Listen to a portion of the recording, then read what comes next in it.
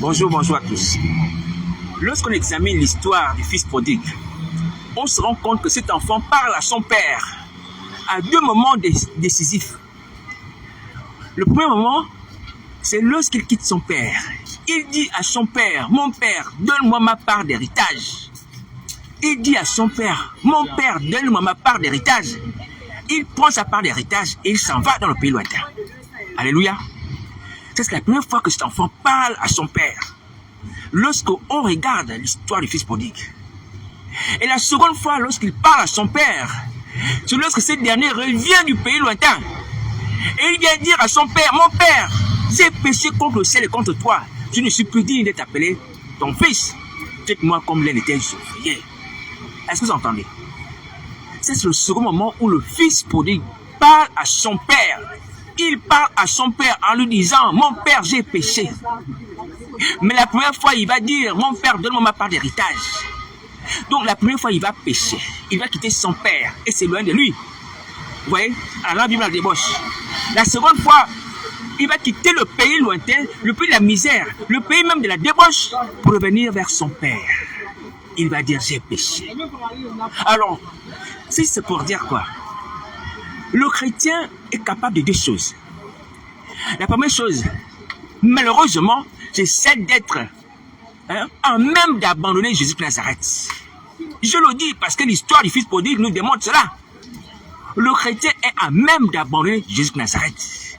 Parce que le fils prodigue, ici, c'est l'image du chrétien. De celui qui réside dans la maison du Père, qui a tout, mais qui quitte le Père. Vous voyez? Donc c'est le chrétien qui quitte Jésus de Nazareth.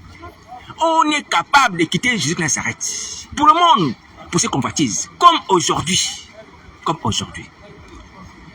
Mais en même temps aussi, nous sommes aussi capables de quitter le pays de la débauche, de la souffrance. Alléluia. Pour revenir à Jésus de Nazareth. On est capable de quitter ce pays-là.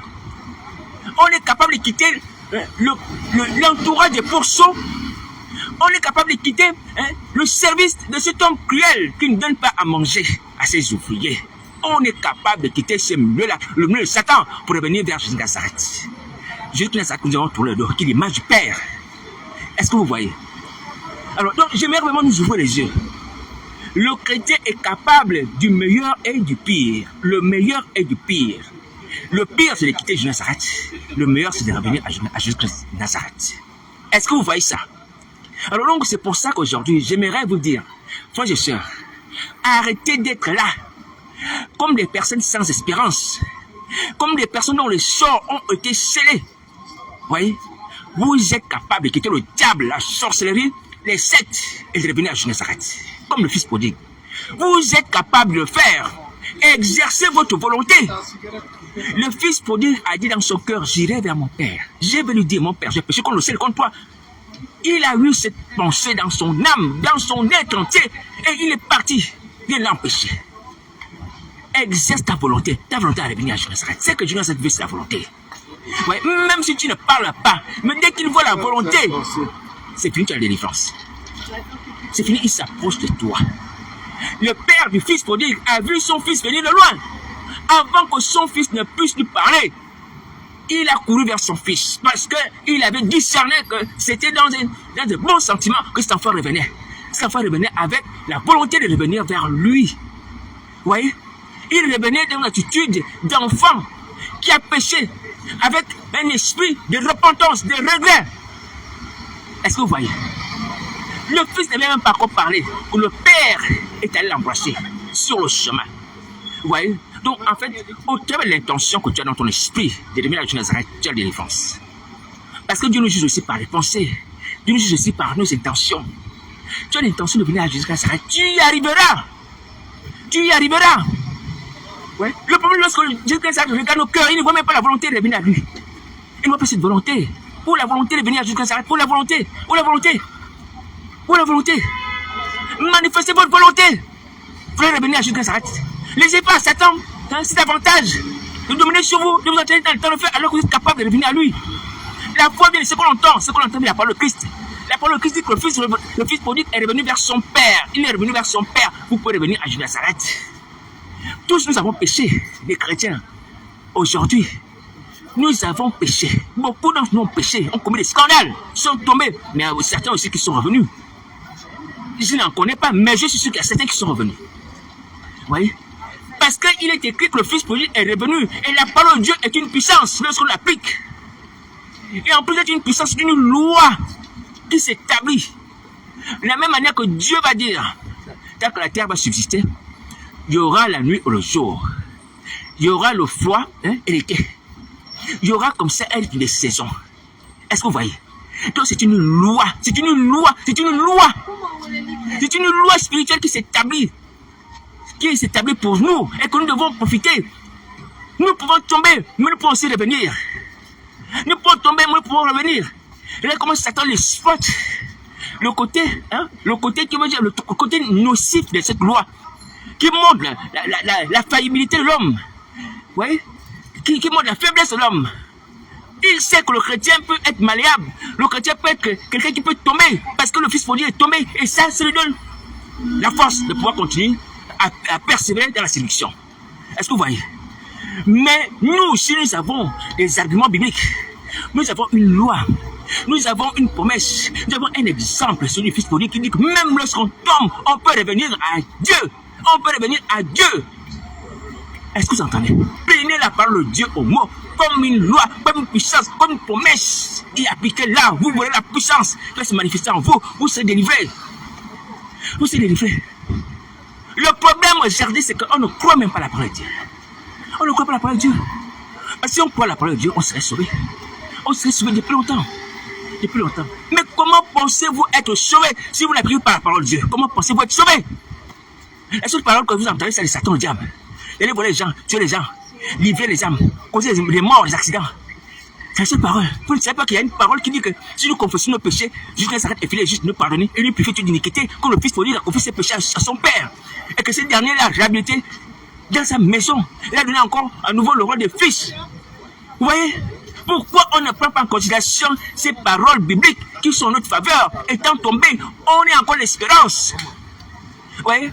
Et comme la Bible dit, que même lorsqu'on coupe un arbre, il y a un tronc. Lorsque le tronc reste, c'est le tronc qui reste, qui est coupé. Mais avec le temps, un autre arbre peut pousser au travers de ce tronc qui a été coupé. Un autre arbre peut pousser. Il y a une espérance pour nous. Il y a une espérance pour nous.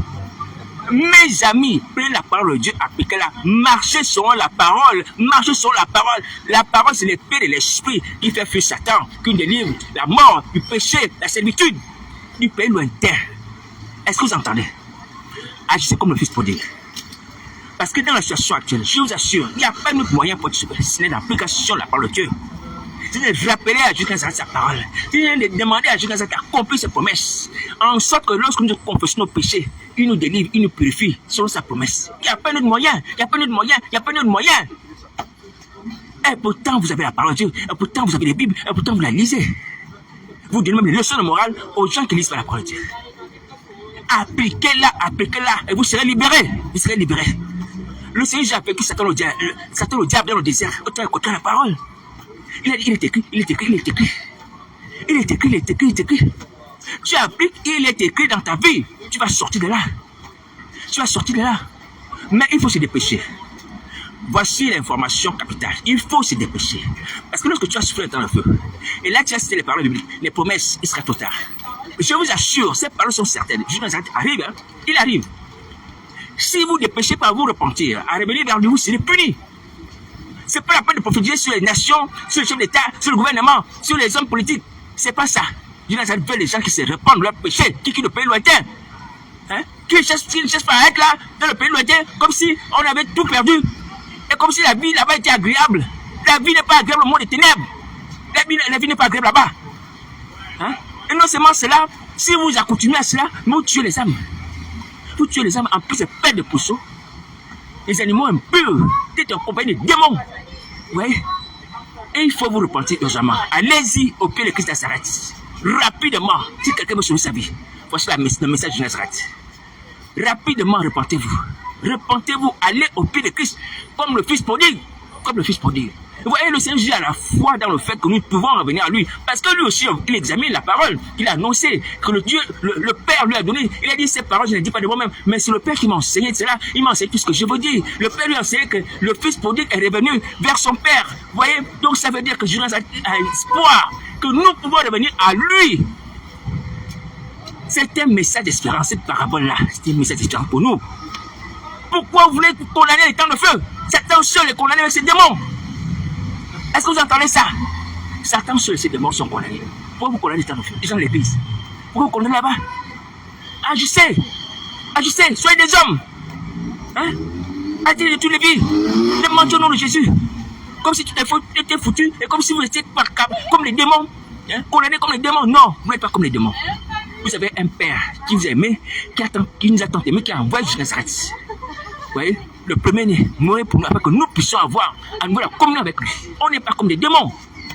On ne doit pas subir le sort des démons. Donc allez vous repentir. Urgemment.